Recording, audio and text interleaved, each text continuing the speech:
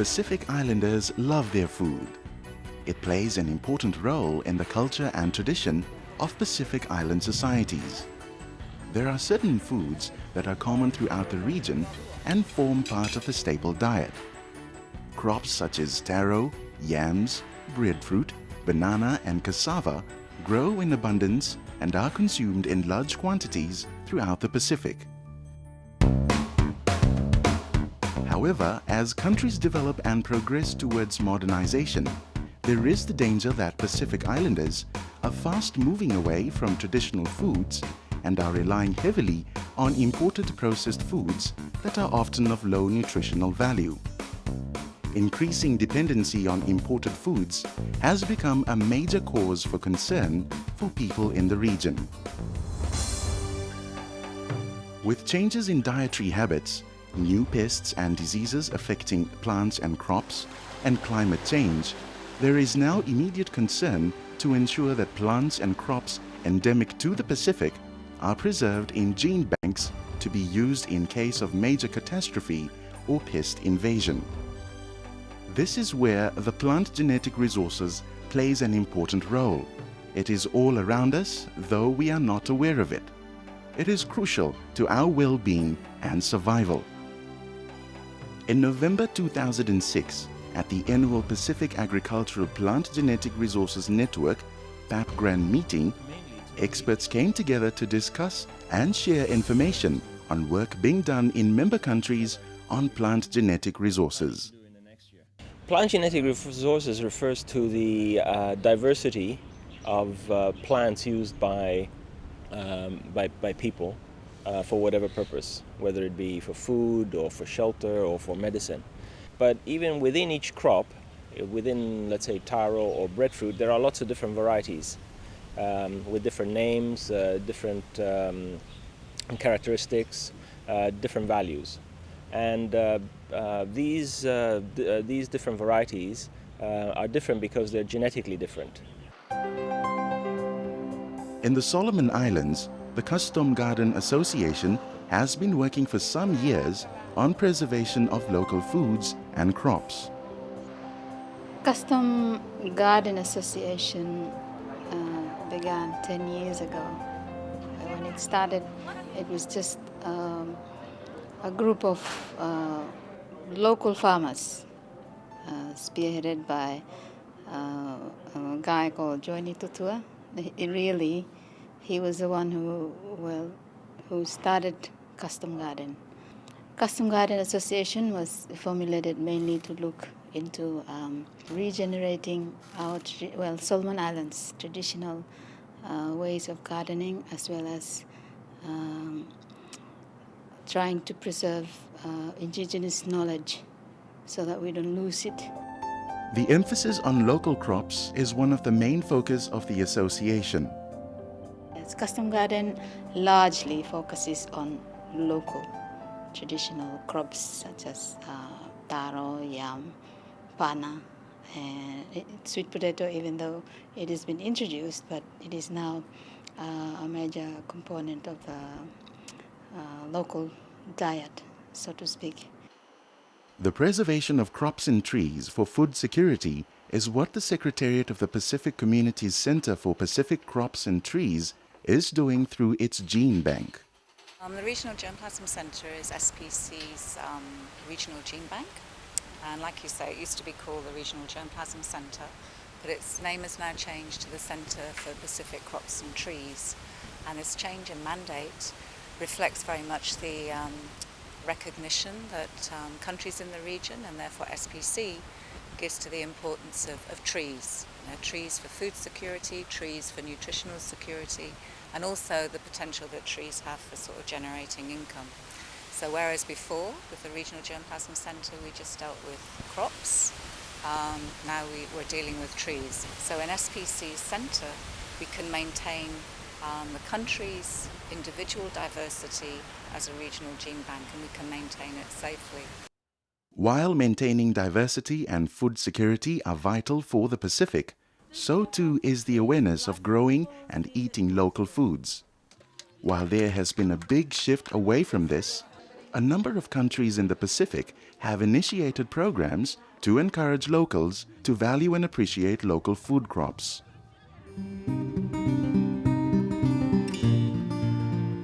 Pohnpei, in the Federated States of Micronesia, has been working hard to raise more awareness on the importance of production and consumption of local food. The Island Food Community of Pohnpei is a non-government organization working with local communities to focus attention on the importance of local traditional foods along with an interagency participatory approach. The organization decided to focus on 4 areas: awareness, conservation, food processing, and research.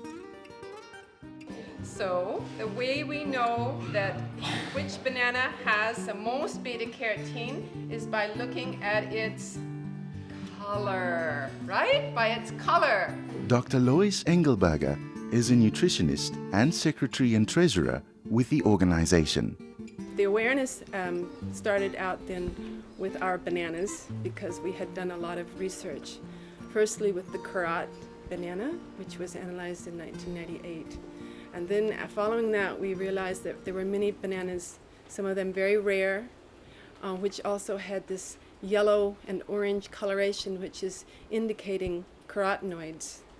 And we know that pro-vitamin A carotenoids help protect against vitamin A deficiency, which is, causes a great risk to infection, increased infection, night blindness, and even death. And we know that carotenoid-rich foods protect against cancer, diabetes, and heart disease. So these foods that are colorful, yellow and orange in coloration, can give much protection and many health benefits. With importation of new types of food, the eating habits of Pacific Islanders have acquired new tastes. While traditional local foods are always enjoyed, this is often left to special occasions, such as births, marriage, and deaths. The time and effort involved in preparing local foods is sometimes too time-consuming compared to the more accessible, convenient imported foods. Like any special ceremony in the Pacific, food plays an important and integral part, and in Pohnpei, it is no different. Pohnpeians are like obligated to donate food to funerals here. Like when there is a funeral, people, immediate family members, extended friends and relatives, bring together different kinds of food depending on the season of the year. We bring yam, breadfruit, and other things to the funeral. But at the funeral, it was quite noticeable that people were consuming rice instead of yam, taro, or breadfruit. Yeah, it's an unfortunate change because of convenient, and also it's easy for people to cook, and it's so they're more like people are moving toward purchased food, rice, frozen chicken, and canned meat because of convenience sake. If we have to purchase the locally produced root crops, in some cases they can be more expensive. So that is also a factor. New Caledonia is also confronted with the same problem: higher consumption of rice than local food crops. Yam plays a significant role in Kanak culture and tradition, and to this end, the Yam Conservation Unit in New Caledonia was established to promote, but also to continue the tradition of yam planting and consumption of this important local crop. Nous avons créé le conservatoire des yams dans l'année 2000. The Yam Conservatory was established in 2000 and inaugurated in 2003. The aim of the conservatory is to promote the yam all around the custom areas in New Caledonia. For example, they want to put one garden in each custom area in New Caledonia, with all the varieties of yam related to the area. With increasing population and changes in lifestyle and diets, the rise of non-communicable diseases such as obesity, diabetes, and heart-related diseases continue to rise at an alarming rate, that even young adults are now starting to get these diseases. One person who sees firsthand the changes taking place in people's diet and how it is beginning to affect them is Dr. Johnny Hedson, a surgeon at the Pohnpei State Hospital. Complications of diabetes, usual, food ulcer. The traditional way of eating here is mostly from crops from the gardens and also fish from the reefs. And it takes a lot of effort and work to harvest them and also to process them. But in the last couple of years, probably over the last 20 years, with the changing economy and the monetary exchanges, people have resort to convenient food, which is usually food coming from outside, including processed food from the stores, and easily fixed food. Doesn't require a lot of work. There is concern that with the changing dietary habits may come the possibility of the disappearance of certain traditional crops. This is compounded by climate change, pest invasion, and disease, or simply because people have stopped growing them. The International Treaty on Plant Genetic Resources for Food and Agriculture, ITPG-RFA, was established to facilitate access to crops essential for food security and at the same time engender support from countries to share these essential genetic resources. The ITPG-RFA for short, and it focuses specifically on plant genetic resources for food and agriculture. And what it basically does is encourages the sharing of plant genetic resources. And basically plant genetic resources are varieties of crops. And it encourages the sharing of specific varieties of specific crops. And the crops that have been selected on the basis that they're important for global food security. That if we don't share these plants, that there would actually be a threat to global food security. In the Pacific, all of the crops that are covered by this treaty are all of our staple Pacific crops, such as taro, banana, yam, cassava, sweet potato. They're all covered by this treaty. And globally, you've got crops such as wheat, sorghum, potato, again covered by this treaty. And the basic premise is that no one country is self-sufficient in varieties and these crops, so i.e. in plant genetic resources, and that we all have to share them in order to ensure that food security is maintained. For the Pacific region, the treaty is a great advantage and plays a vital role in food security. When you look at it in totality, then you can see that the Pacific Islands will probably gain more from it, because really the treaty is really to facilitate access. And little countries like in the Pacific Islands really need the access. So the advantages of having the treaty in place is that if I need different materials from 10 countries, I don't have to go to 10 countries. If those materials are in the system, multilateral system, I can just go to there and access them. Awareness and education are key elements in helping people understand the importance of proper nutrition and plant conservation.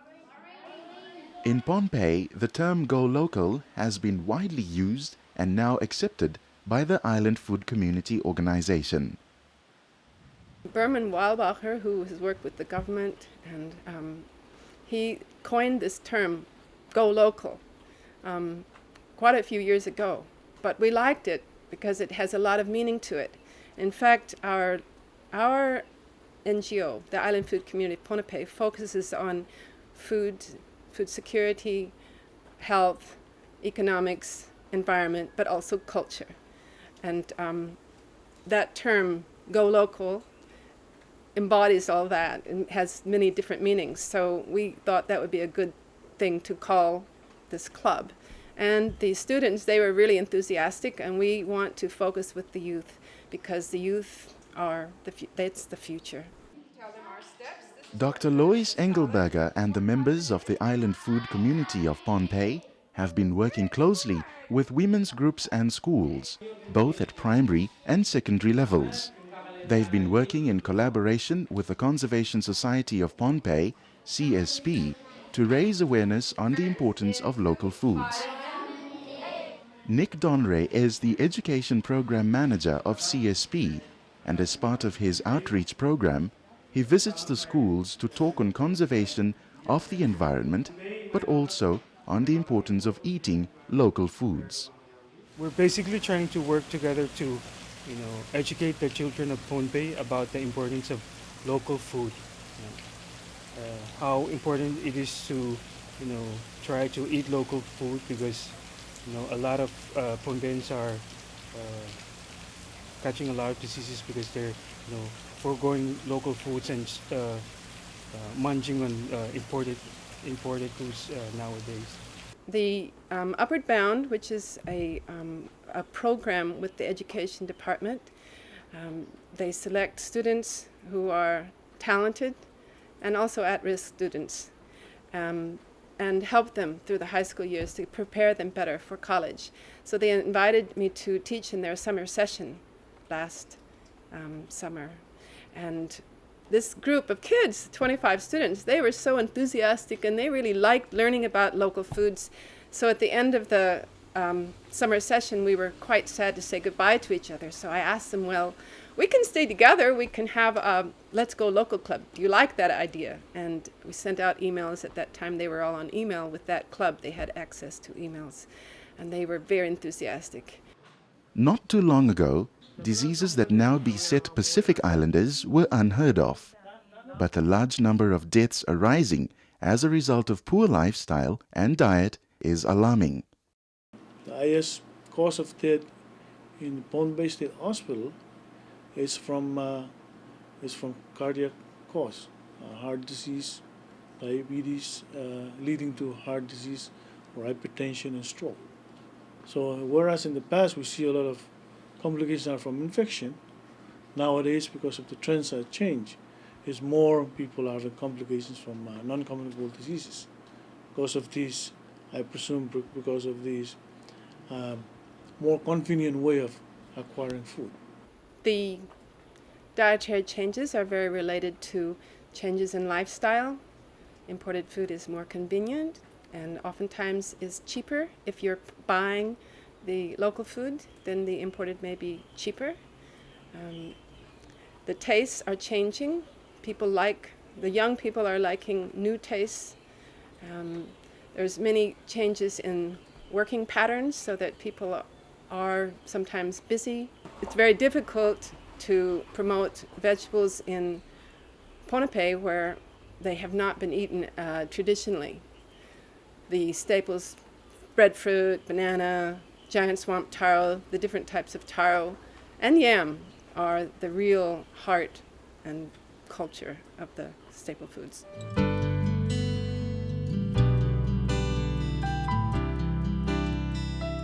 Pohnpei has a large variety of species of giant swamp taros, breadfruits and bananas.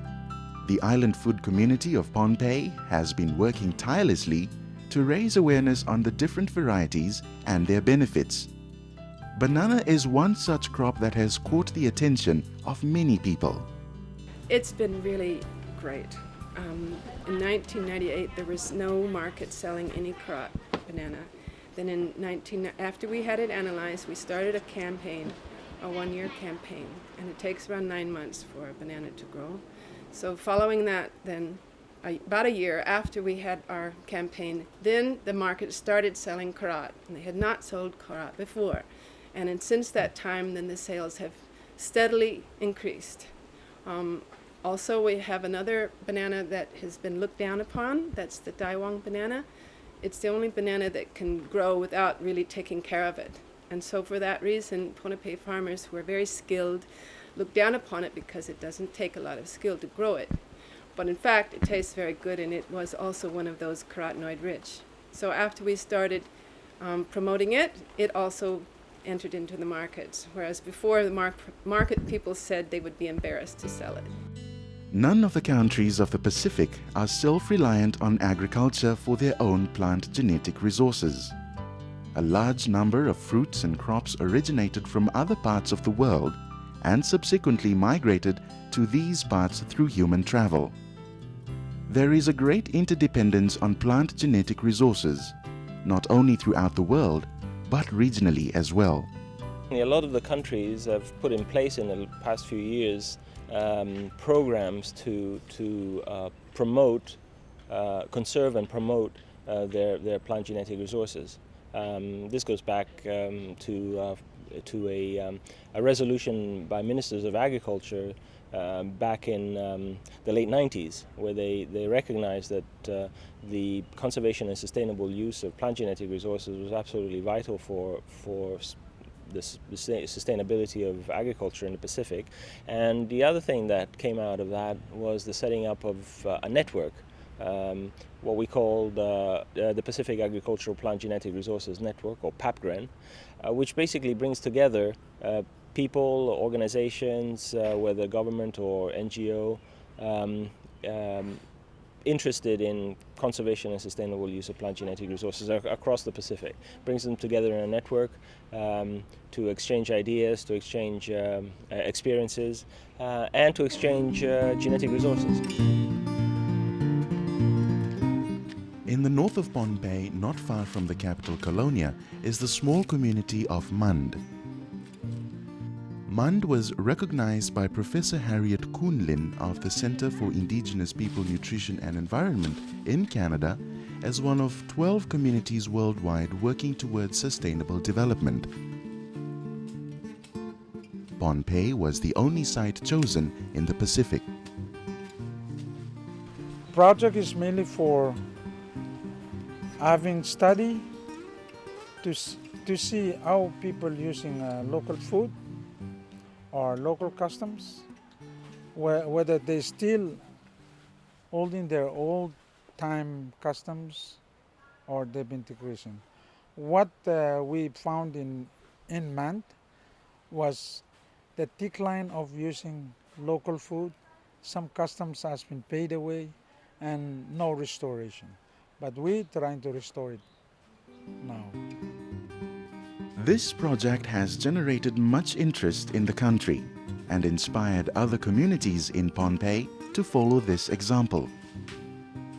Esther Pedros from Mund and other women from the area are working hard to prevent dependence on imported and processed foods. This is the way that women nowadays, since going back to our fathers, forefathers and mothers, cooperation amongst people has faded away. Now we want to restore the way things were by using local food, and we know more and more people buy from the supermarket. But what we are trying to do now is to plant and utilize whatever crops we plant in our own garden. Breeding is another important factor in sustainable development of plant genetic resources. The other important component of what we call conservation and use of plant genetic resources. What do we mean by that use part? Well, we do mean that farmers continue to use these crops, these varieties in their fields, but also we mean by that use by researchers in breeding for the improvement of the crop. And when you look at the breeding sector, perhaps in the Pacific that is not as well developed as it should be. There's only maybe 2 or 3 countries in the Pacific that have breeding programs for the staple foods, and that's only maybe taro and maybe sweet potato, and that is a sector, that is a component of this whole system, of this whole structure of conservation and sustainable use of plant genetic resources that should be much more, that should be developed to a much greater extent in the Pacific. We don't have as many breeders, crop improvers in this region as we should and as we need, as we will increasingly need in the future. The awareness of the importance of local and traditional foods continue to grow in Pohnpei, highlighting the importance of food conservation and the work being done in the region. What does it mean? It means that if you eat these kinds of bananas regularly... Building capacity and creating awareness is also vital in trying to maintain plant genetic resources and promoting food security. But this can sometimes be difficult when young men and women look to more lucrative and easier methods of generating income. Agriculture and farming is not so enticing compared to the tourism industry, and in the region, this is a growing trend. People are not interested in agriculture because there's an easier way to get money. You'll have the youth who would rather serve at a beach valley or a beach resort than to be in a plantation. And when you look at the gains, you've got a lot more gain when you have a plantation. Your family can eat good food, you've got food security, but that's not happening. That's one distraction that's there. Then you look also at the way the government is advancing in Samoa. It's got an annual calendar. And it's a major distraction. We've got the cricket competition. We've got the tourism week. We've got the environmental week.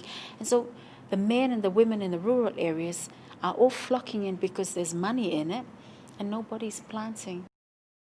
This type of attitude and behavior towards local and traditional food crops is becoming pervasive throughout the Pacific. And in Tuvalu, the status of the giant swamp taro is being threatened. In Tuvalu, every special occasion like a wedding, a funeral, or a feast, people always expect the presence of a dish from the giant swamp taro. And there's one they usually call fekei, and it's very popular, it's very common. But the sad thing about that, it has a traditional value, but people don't eat it. Only the older people, but the younger generation, they're ignoring it. Like if you look at a table during a feast, there's a fekei. If there's taro bananas, the younger generation in Tuvalu always prefer to go to eat rice. Rice and noodles have become a very big part. In fact, if I may frankly speak, rice has basically taken over root staples like taro and sweet potato, and you will see children who would rather eat rice and noodles than go for sweet potato or taro or yam. There were researches conducted by nutritional experts in Ponape, and they discovered that the yellow varieties of giant swamp taro are very good. Especially it helps to strengthen the immune system and also eliminates vitamin A deficiency diseases.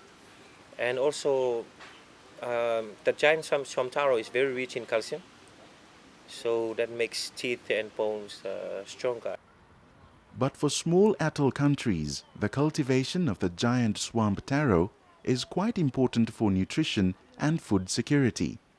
I think it's very important for Tuvaluans, Kiribati, to keep on cultivating the giant swamp taro for so many reasons. Firstly, for food security, because it's true that climate change is happening, rise of sea level, but we should always keep on trying to find out ways and to keep on cultivating the giant swamp taro for food security, food supply, and also for traditional events. What are the challenges for the future in food and nutritional security? Well, food security, I think, again, I feel very strongly about the whole situation to do with climate change. And I think that's quite a challenge for food security in the Pacific. We all know that already many of the countries in the Pacific are feeling the impact of sort of climate change. So I think at the very least what we should be doing is the countries should be trying to establish varieties of crops and maybe different crops that they know have the traits that can handle the impact of global warming, climate change.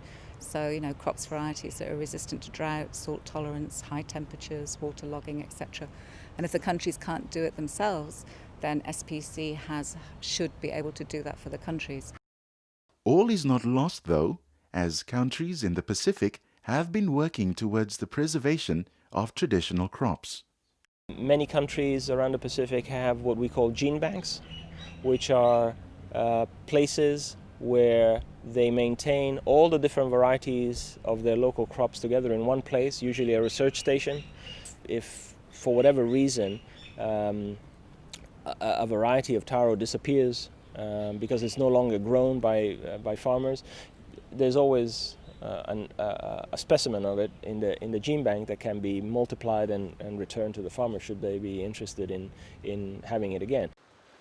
For the small countries of the Pacific, the journey ahead will not be easy, but certainly not impossible. With growing awareness and program initiatives to counter this growing issue, there is much to hope for. It's going to be difficult for the Pacific to compete on the world market with globalization and WTO, etc.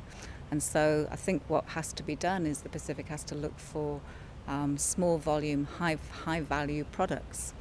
And I think we have it again within our plant genetic resources. You know, if we look at some of our crops, and if we go out into the forest and we look at some of our underutilized sort of fruits and nuts, I think there the Pacific has got a lot of opportunity to develop these and to take advantage of these sort of niche markets. And I think that's the only way in which we can compete on that world market. You know, we can't compete on a big scale. We've got to compete small volume and high value. And so, you know, to go back to one of your questions about plant genetic resources, you know, I mean, it provides food, it provides buildings, it provides money, it can help us trade, it cleans our air. So basically, it's vital for life.